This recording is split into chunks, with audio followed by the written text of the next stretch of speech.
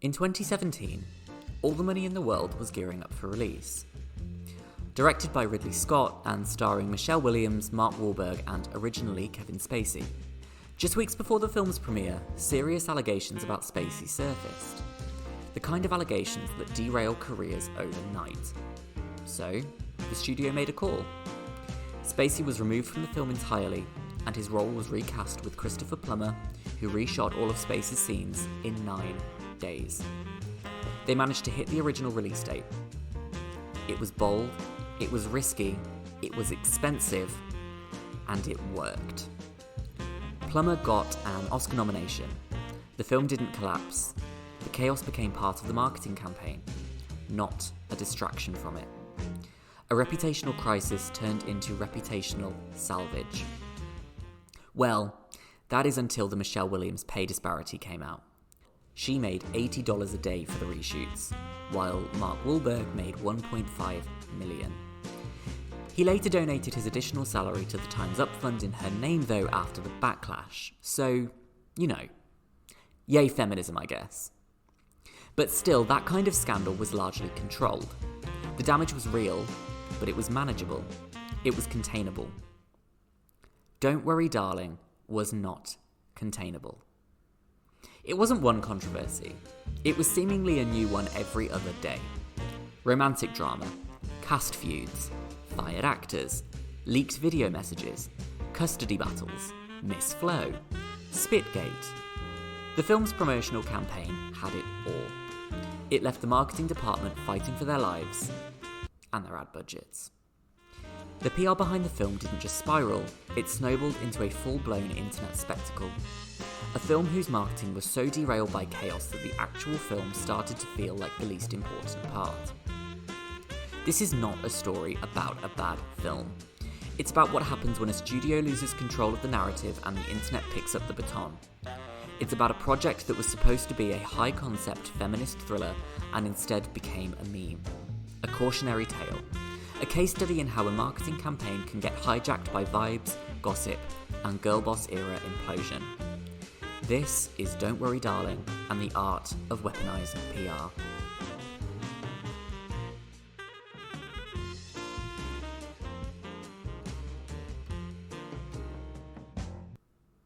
On paper, Don't Worry Darling had everything. It was a Stepford Wives-style psychological thriller with a delicious retro-futurist aesthetic. It had a cast that could double as a Vogue cover shoot. And at the centre of it all, actress-turned-filmmaker Olivia Wilde, fresh off her breakout 2019 directorial debut, Booksmart, who is now pivoting to serious filmmaker mode with a capital S. This wasn't just a sophomore feature, it was a statement. Wilde called it a love letter to films that push the boundaries of imagination and cited influences like The Truman Show, Inception, and The Matrix. Which, granted, are pretty bold citations for a film with this many pastel cocktail dresses. But don't let the aesthetics fool you. They totally make sense. The film stars Florence Pugh as Alice, a perfect 1950s housewife living in a perfect desert town named Victory, with her perfect husband, Jack, played by Harry Styles. Yes, that Harry Styles. The vibe is Mad Men meets Mad Max, but make it Vogue. Think endless martinis, synchronised ballet classes, wives with perfect eyeliner, and zero interior lives. That is until Alice starts to see the cracks. Literal cracks, hallucinations, memory glitches, eggshells with nothing inside of them. It's like Black Mirror, except just that little bit more chic. Eventually, and yes, spoiler alert, we find out that Victory isn't real. It's a simulation. A tech bro fantasy land created by men who've either abducted or manipulated women into living in a patriarchal daydream. And Jack, the seemingly perfect husband? Well, he signed Alice up for this without her consent. Because nothing says I love you like uploading your girlfriend to a digital prison. The twist is chilling, if not a little predictable. And what's also shocking is how quickly the film went from, wow, Oscar potential, to, oh no, group chat content. Because before this film was even finished shooting, things had already started to go wrong. And from here on out, it's less The Truman Show and more The Real Housewives of the Studio backlot. How do you know what's good for me? That's my opinion!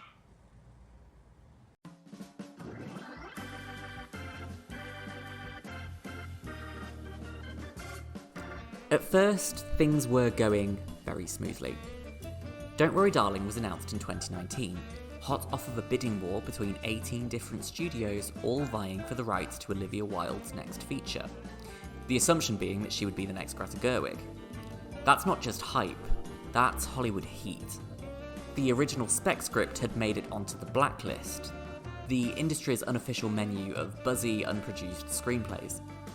Other films that have appeared on the blacklist since its inception include Juno, Slumdog Millionaire, The King's Speech, The Social Network, Argo, Django Unchained, Manchester by the Sea, and Promising Young Woman. It can be considered a pretty good omen for award success. Olivia Wilde was riding high from Booksmart, and the pitch for Don't Worry Darling was irresistible.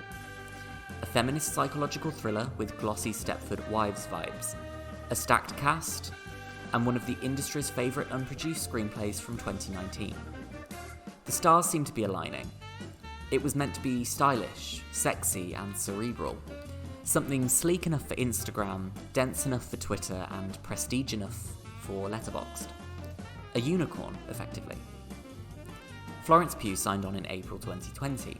She was coming off of Midsommar, she was fresh from her Oscar-nominated turn in Little Women, and she was already cast in Marvel's Black Widow.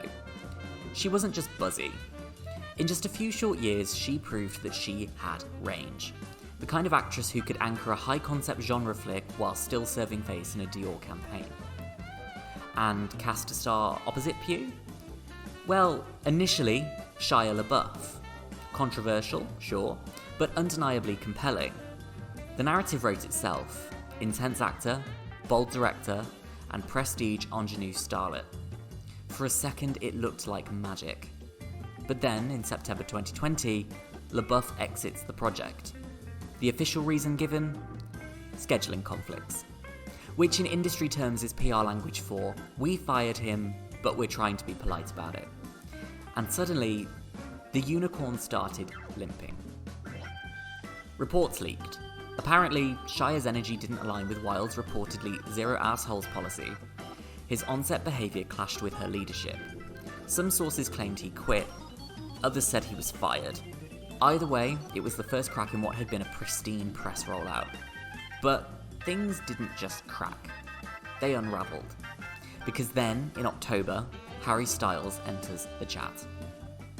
Wilde replaced LaBeouf with Styles, which from a marketing perspective was genius, and from a PR perspective, dynamite. Styles brought charm, charisma, and 85 million parasocially devoted fans. He wasn't just a pop star dabbling in acting, he was the internet's boyfriend. And Wilde had just cast him opposite Florence Pugh in a role about toxic love, manipulation, and control. And this is where Don't Worry Darling stopped being a film and started to become something else entirely.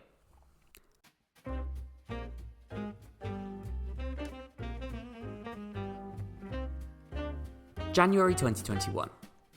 Paparazzi photos surface of Olivia Wilde and Harry Styles holding hands at a wedding in Montecito. Within hours, it's everywhere. Tabloids, fan accounts, TikTok edits, think pieces, all speculating about a rumoured romance that had, up until then, been whispered, but never outright confirmed. But now, it was canon. And immediately, the narrative changed. This wasn't just Olivia Wilde directing a film, this was Olivia Wilde directing her boyfriend. And this wasn't just Harry Styles taking on a serious role, this was Harry Styles maybe crossing a line. The power dynamics got messy, the press got giddy, and TikTok did its thing and went full FBI mode. Meanwhile, Florence Pugh, the actual lead of the film, said nothing. She liked nothing. She posted nothing. And in the digital silence, the internet heard everything. Fans clocked her absence from promo posts, her lack of interaction, her refusal to engage with the Don't Worry Darling buzz. And from there, the theories wrote themselves. Was she annoyed about being overshadowed? Was she uncomfortable with the new on-set energy? Had the film's entire focus shifted from her performance to a PR romance? None of this was confirmed, but none of it had to be. This wasn't about facts, it was about optics, and the optics was spiralling. To make matters worse, Wilde's split from longtime partner Jason Sudeikis had yet to be publicly announced. Timelines started to get blurry. Assumptions were made. And slowly but surely, the story of Don't Worry Darling stopped being about the story. It was about jealousy, power, allegiances, parasocial loyalties, and a creeping suspicion that something was off.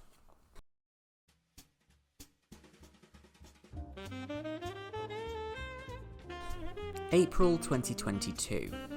CinemaCon.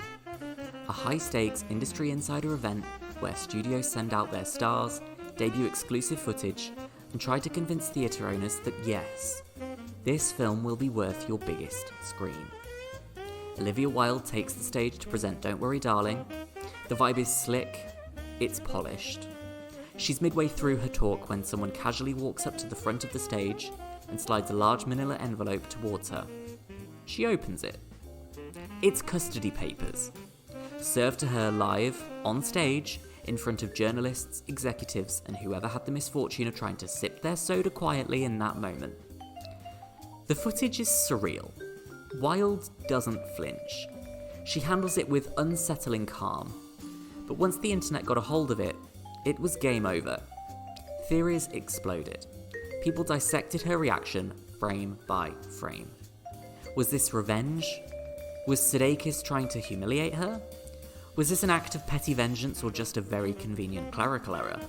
Sudeikis' team claimed it wasn't intentional. But nobody really believed that. Because here's the thing. In any other timeline, this could have been a blip. An awkward anecdote. But Don't Worry Darling wasn't living in any other timeline. It was living in a powder keg. This wasn't just a messy moment. It confirmed that the mess was real. It wasn't just tabloid filler. There was something rotten behind the curtain, and now it was playing out on stage at one of the biggest promo events of the year. What had once been a sleek thriller was now a human drama, and the first trailer hadn't even dropped yet.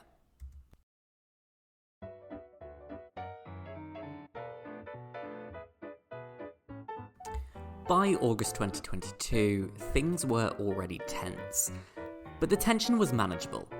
There were rumours, sure, subtweets, TikToks, side-eyes, but nothing truly concrete. Until Olivia Wilde gave an interview to Variety. In it she explained, very diplomatically I might add, that she had fired Shia LaBeouf to protect her cast, that her priority had always been creating a safe, trusting environment, especially for Florence Pugh. It was the kind of clean, media-trained line you'd expect from a director trying to hold the narrative together. Except Shia LaBeouf wasn't having it. He hit back, and he hit back hard.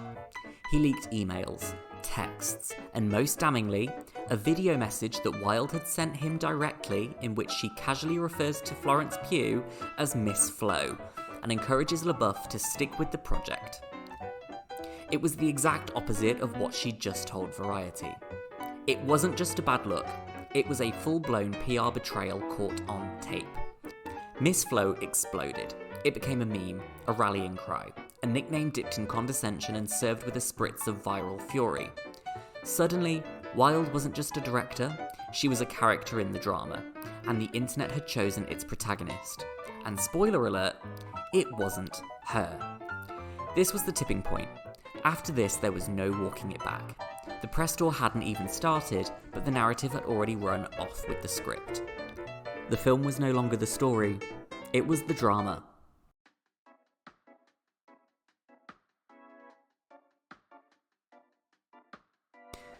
The Venice Film Festival is meant to be glamorous, elegant, controlled.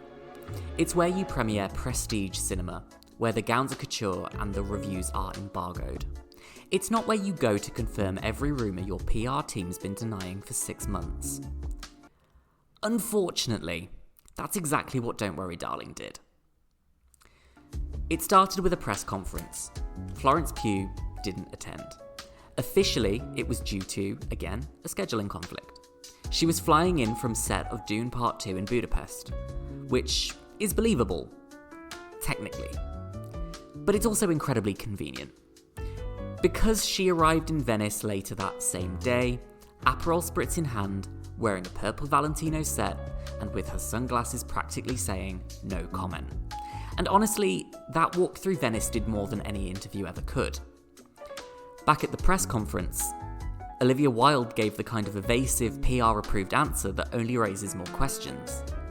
When asked about her rumoured falling out with Pugh, she said, "Florence is a force, and as for the tabloid gossip and all the noise out there, the internet feeds itself."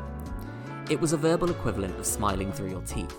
Chris Pine, sitting next to her, stared off into the middle distance like he'd just astral projected to a happier timeline. Harry Styles, meanwhile, gave us the now legendary quote, "You know, my favourite thing about the movie is it feels like a movie." Sure, Harry. Sure it does. That isn't a soundbite, that's a meme waiting to happen, and the internet delivered. Within hours, TikToks were remixing the quote. Twitter had it trending. YouTube had breakdowns. The film hadn't even premiered yet, and it was already buried beneath irony. Then came the premiere. The whole cast showed up, but barely interacted. Pugh stood oceans away from Wilde in every single group photo. Styles and Wilde didn't sit together. Pine looked like Switzerland. The whole thing had the vibes of a group project presentation after a full group chat implosion. And just when you think it couldn't get messier,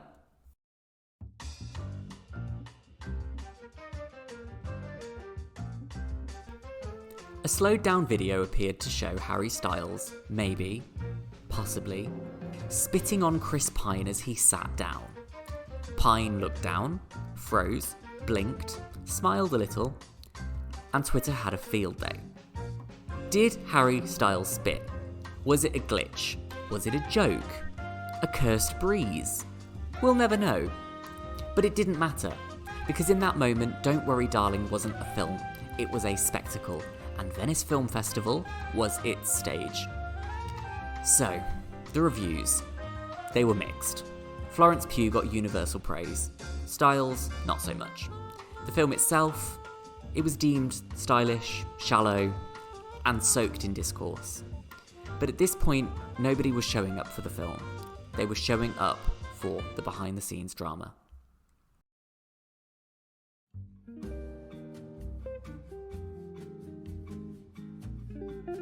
By the time Don't Worry Darling officially hit cinemas, it felt less like a film release and more like the final act of a reality show. There were memes, there were think pieces. The film wasn't trending because people loved it. It was trending because it had become content. And somehow, that worked. The film opened at number 1 at the US box office. It made nearly $90 million worldwide on a $35 million budget. Respectable numbers by any standard. Not a smash, but certainly not a flop. It hit that magic 2.5 times multiplier most studios look for when calculating whether a film's profitable or not. But that's just the financials. The reputational story? Far messier. But still, people saw it. Not because they were drawn in by the premise or even the trailer. They saw it because they wanted to be part of the discourse. Don't Worry Darling had become a conversation, and no one wanted to be left out of that particular group chat. But here's the thing about spectacle-driven success. It burns fast and fades faster. There was no repeat business. No passionate fandom declaring it a misunderstood masterpiece. No real critical reappraisal. The memes lived on, but the film quietly disappeared. It was the cinematic version of going viral for all the wrong reasons. Everyone watched, everyone laughed, and then they moved on.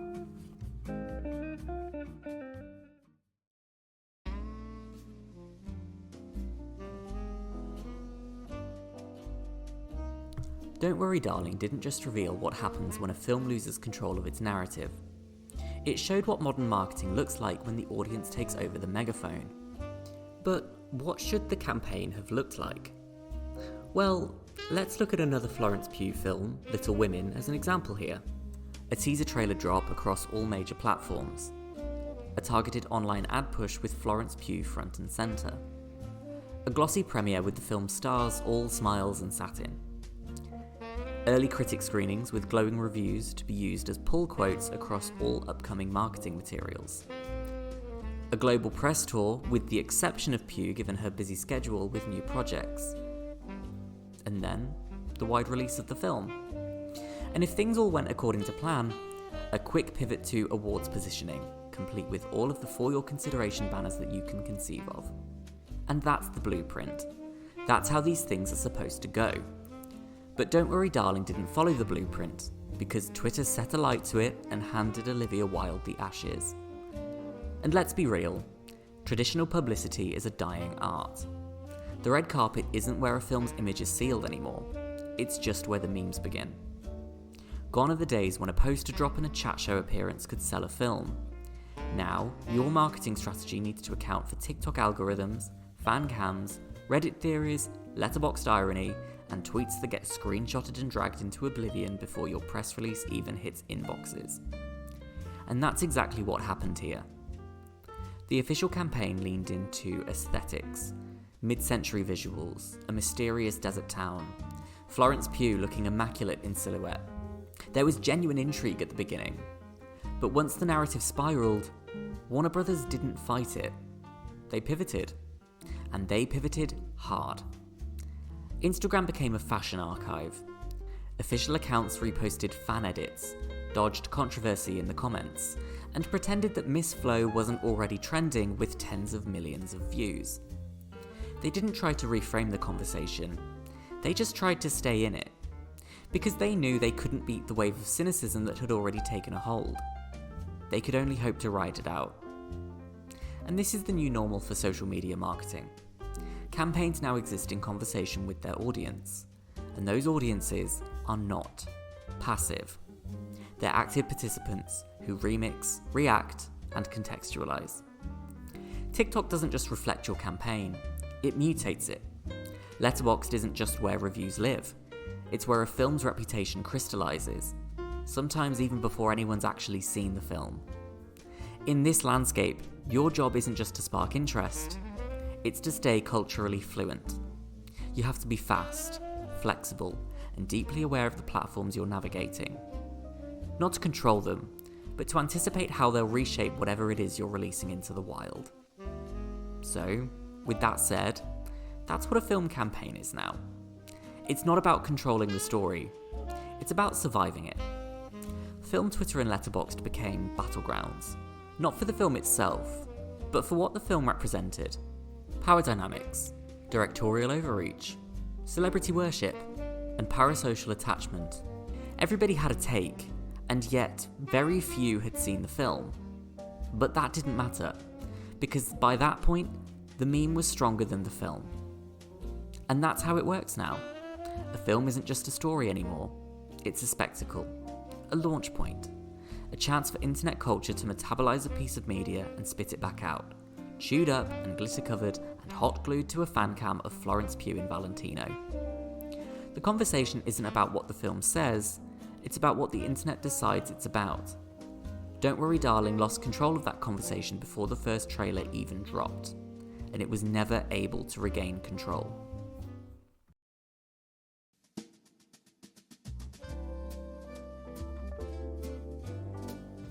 It's 2025, and Don't Worry Darling isn't remembered as a film. Not really. It's remembered as a fiasco. Not a flop, it made money, and not a scandal that derailed careers because everyone landed on their feet. But as a cultural moment, it burned bright, fast, and then vanished like an Instagram filter left out in the sun too long. Florence Pugh soared into Oppenheimer and Dune Part 2. Harry Styles finished his world tour and retreated from acting. Olivia Wilde has kept a low profile behind the camera, while Chris Pine, ever unbothered, just kept on being Chris Pine. The film didn't age badly, it just sort of stopped aging. It hasn't become a cult classic, it didn't inspire a genre wave, and no one's clamouring for a rewatch. It faded, quietly. But the story around it, that still matters. Because Don't Worry Darling is a perfect case study in how we engage with entertainment now. The film itself was only part of the experience. The rest lived in the press tour, the paparazzi photos, the fan cams, the memes, the drama, the content around the content. And honestly, that might be the real legacy. Not the plot, not the performances, but the sheer spectacle of trying to market a film while it actively disintegrates in the public eye. The film asked what happens when illusions crack under pressure, and then its own rollout answered that question in real time. Don't Worry Darling wasn't a masterpiece by any means. It was a meme. It wasn't timeless. It was chronically online. And in the end, maybe that's the sharpest lesson of all. Sometimes the film isn't the product. The chaos is. And when that's the case, maybe the only way out is through. Preferably in Valentino, with an Aperol Spritz.